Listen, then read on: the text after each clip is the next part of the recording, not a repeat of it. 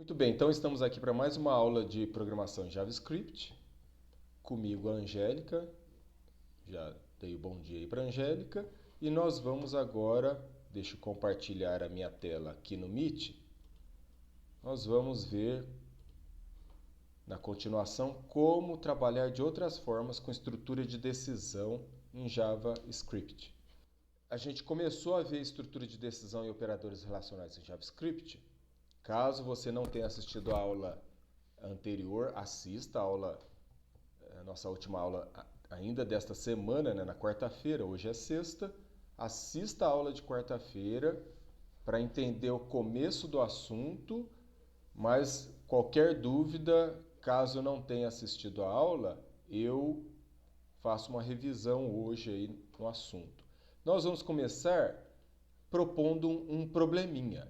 Vamos fazer um script para tentar calcular a média, né, de um aluno baseado em 3 notas. Então aqui a gente tem um script, bom dia, que calcula a nota final de um estudante. A gente já tinha feito isso semana passada, tá?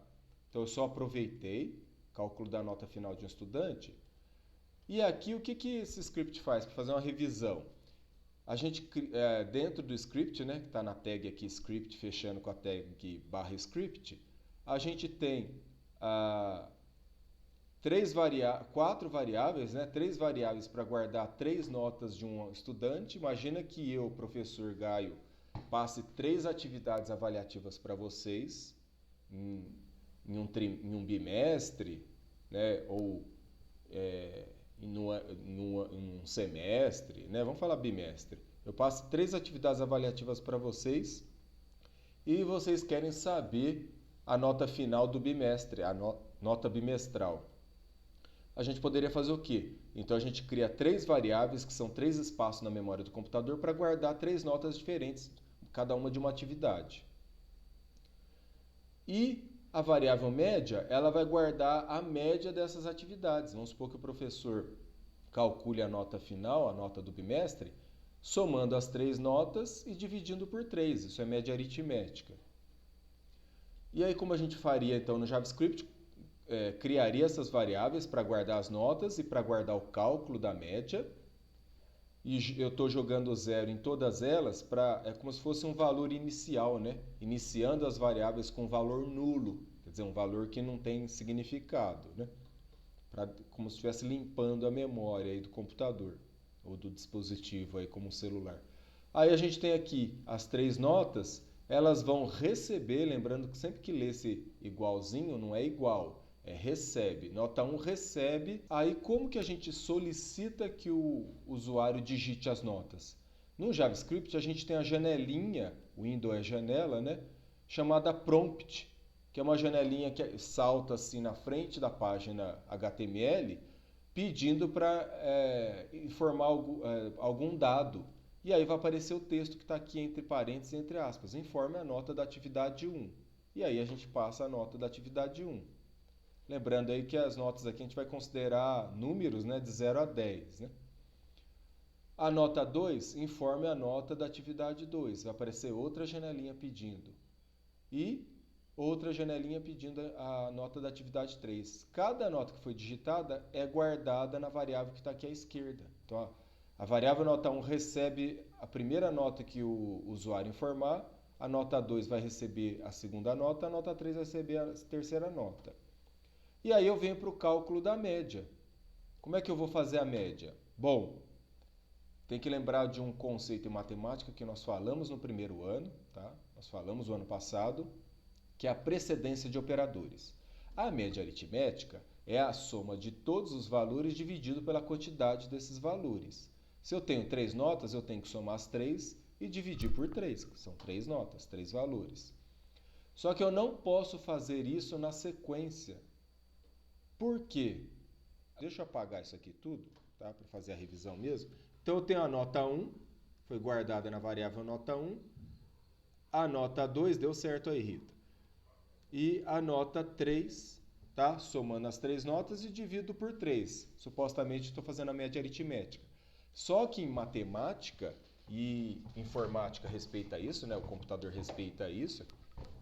quando você está trabalhando com cálculos, a divisão, que é a barra, ela é mais importante que a soma. Você já deve ter estudado isso aí no fundamental, ou já reviram isso em matemática no ensino médio. Então isso se chama precedência de operadores. Se eu deixar assim, o que vai acontecer? A primeira coisa que o interpretador aí do JavaScript vai fazer, ele vai dividir a nota 3 por 3 e só depois vai somar a nota 2 e nota 1. Dá outra coisa, não dá o cálculo que eu quero. Tá? Então aqui, para guardar a média aritmética certinho, eu tenho que fazer primeiro a soma das 3 notas e depois dividir por 3. Como é que eu mudo essa ordem aí dos operadores? Eu coloco entre parênteses. Então agora, se eu faço isso aqui, ó, eu ponho parênteses na soma, aí eu consigo fazer a soma das notas e só depois de somar as 3 notas eu divido por 3. Aí a média dá certo. Só que tem uma outra coisa que acontece aqui no JavaScript. Toda vez que eu digito um valor na janelinha prompt, o JavaScript entende como texto. Então o que eu estou guardando aqui nas 3 notas é texto. Quando eu tentar fazer a soma dessas notas, o JavaScript só vai grudar as notas em vez de somar os valores, porque ele acha que são textos que você está querendo juntar, né, concatenar. E não é isso que eu quero fazer a soma dos valores. Então eu tenho que usar uma função aí do JavaScript, né? Um método, na verdade, um comando. Vamos falar comando, que você já conhece a palavra comando. Parse, e aí eu falo o tipo de dado que eu quero transformar a nota. Nota pode ter casa decimal quando ela é numérica. Por exemplo, 6,5, 8,5, né? 8,5. Então pode ter casa depois da vírgula. No padrão americano é ponto, né? Para separar a casa decimal. Mas para eu transformar isso, eu tenho que transformar num tipo que aceita casa decimal.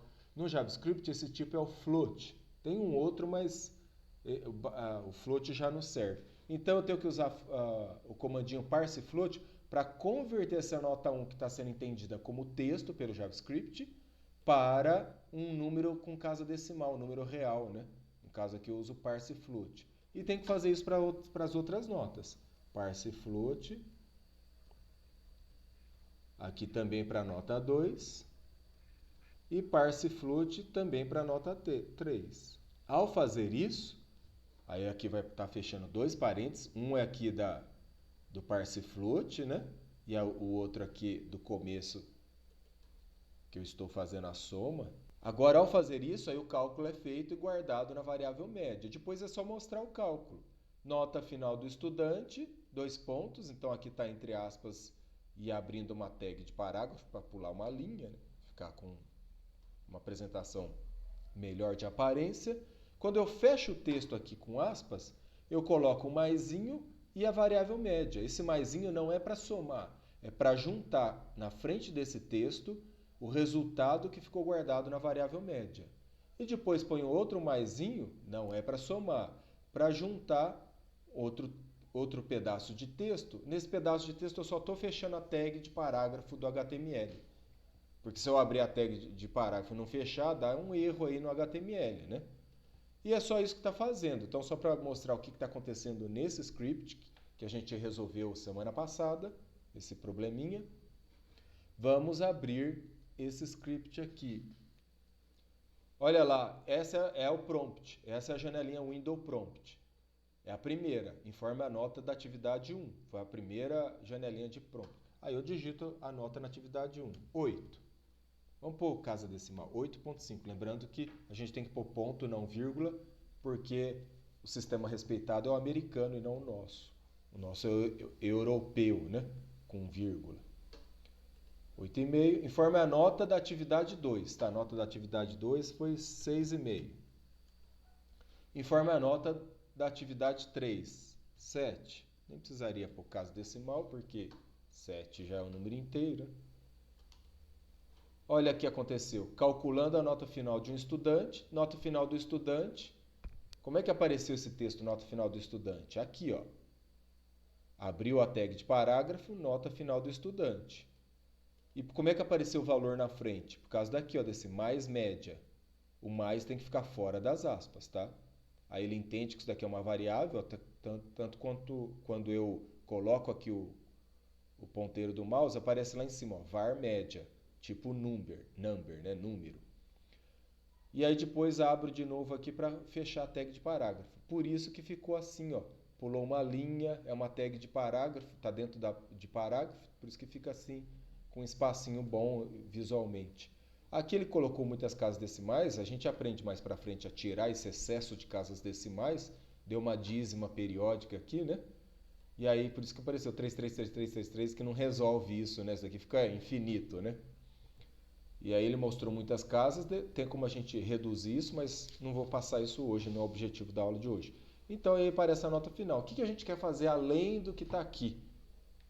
Seria legal, agora, usar estrutura de decisão que nós começamos a falar na quarta-feira para informar se o estudante está aprovado ou reprovado no bimestre, tá? Ou não precisa nem falar que é bimestre. Imaginando que seja a nota final dele, se ele está aprovado ou reprovado. Como é que a gente pode usar critério de aprovação e reprovação? Tem escola que dá nota de 0 a 10, tem escola que dá nota como menção, igual no Centro Paula Souza, são letras, né?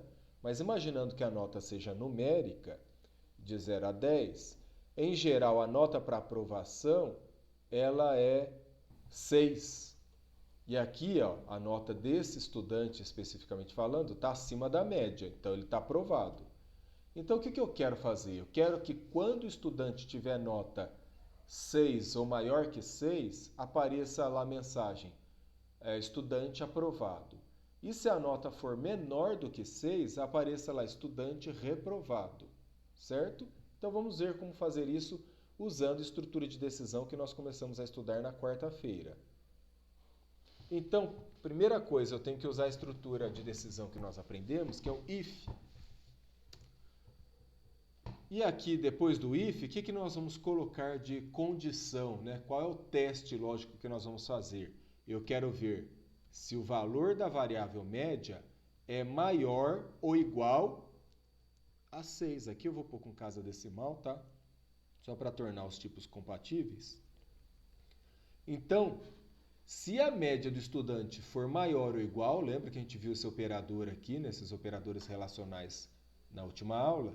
Se for maior ou igual a 6, significa, né, e a gente abre chave, né, para colocar dentro do bloquinho aqui o resultado, o comando que tem que ser executado se isso for verdade. Se a média for maior ou igual a 6, eu quero que apareça a mensagem estudante aprovado. Bom, para escrever mensagem dentro da página HTML, a gente usa o comandinho aí document.write, né?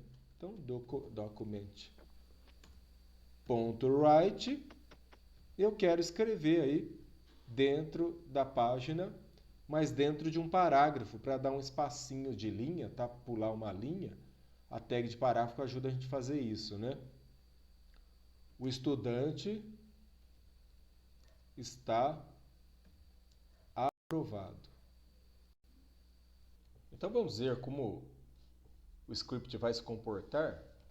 Eu vou verificar agora então, a partir da digitação de notas, vou forçar uma média que seja maior ou igual a 6. E vamos ver se essa mensagem estudante está aprovado irá aparecer. Vamos lá ao navegador. Então a nota da primeira atividade, 6. Da segunda atividade, 7. Da terceira atividade, 8. Nota final do estudante, 7.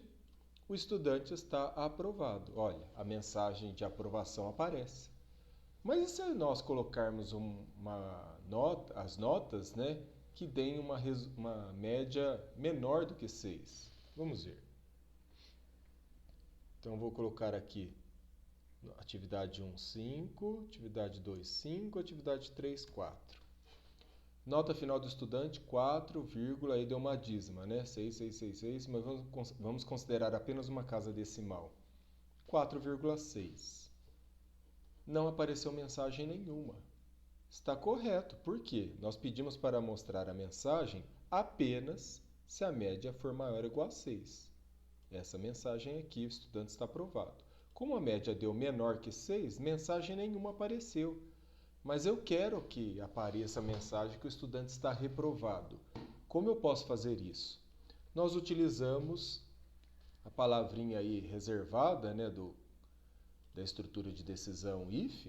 Nós usamos o else. O else, traduzindo para o português, é senão. Qual a ideia dele? Vamos abrir aqui o bloquinho do else. Se média for maior ou igual a 6, se isso for verdade, esse comando vai ser executado. Se não, quer dizer, se isso aqui não for verdade, para isso não ser verdade, a média tem que ser menor do que 6. Concorda? Então, se isso não for verdade, eu quero que apareça uma mensagem, mas esta mensagem deve ser: o estudante está reprovado. Porque só vai executar esse comando quando a média for diferente disso aqui. Diferente de maior ou igual é menor. O estudante está reprovado. E vamos ver se o código executa corretamente agora. Vou digitar de novo notas menores do que 6, né, para dar uma média menor do que 6. 5, 4, 5. Nota final do estudante, a mesma nota, né, a mesma média, né, porque eu digitei notas iguais, os valores iguais. O estudante está reprovado. E nosso script termina assim, mostrando tanto mensagem para quando o estudante está aprovado, como mostra mensagem para o estudante que está reprovado. Dúvidas? Assista o vídeo de novo. Exercite no seu dispositivo, seja ele celular ou PC, notebook. Não deixe de praticar. E dúvidas adicionais, é só entrar em contato comigo pelos nossos canais WhatsApp, Teams, e nos vemos no nosso próximo encontro. Tchau!